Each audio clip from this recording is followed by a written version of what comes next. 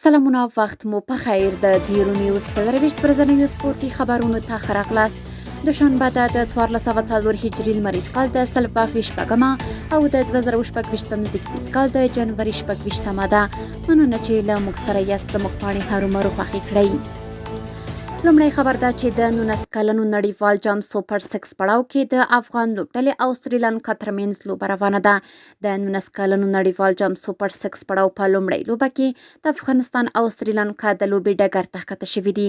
دغه ستره سیالي چې د نمیبیا په مرکز وینډ هوک کې روانه ده وبلیدل شي چې د چا په بریا پای ته رسیږي.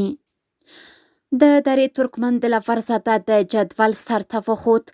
د کابل د فوټسال غوره لیګ د درېیمې اونۍ د سیالیو په دوام کې د درې ترکمن د لورزده ټیم په یوې په زړه پورې او جذابې لوبې کې د یاران همدلي ټیم ته 2 ماتې ورکړه او د 9 امتیازونو په ترلاسه کولو سره د جدول په سر کې ځای ونیو.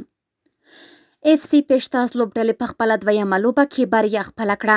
د کابل د فوټسال غوره لیګ د درېیمې اونۍ د سیالیو په دوام کې دغه ټیم د 4-1 په پایله کې د پوشاک مددي ټیم ته ماتې ورکړه او 4 امتیازونه یې ترلاسه کړل.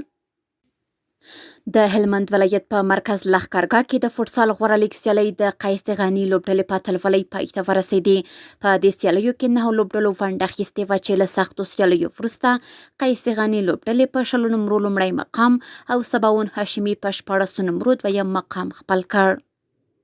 او د سپورټ له ډګره وروستی خبر همدا چې د افغانستان اولمپیک بدني روزنې او ورزش عمومي ریاست له لوري د ریاست الوزرا عالي مقام په مالي ملاتړ د بحرین د نویو ځوانانو آسیایي سیالیو او د سعودي عربستان د اسلامي هیوادونو د پیوستون سیالیو څخه میډال راوړونکي ورزشکاران د یوې ځانګړې غونډې په جوړولو سره وستایل.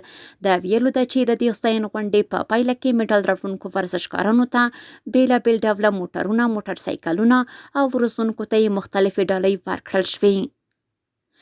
سپورټي خبرونه هم دومره وو. په خپل رسنیو باندې فیسبوک، انسټاګرام، ایکس افغاني، ټویټر، یوټیوب او ټیک ټاک زموږ خبرونې خوښې او موږ تعقیب کړئ. ادرس یې 0 نیوز 23 تر سبنۍ خبرونې د الله په امان.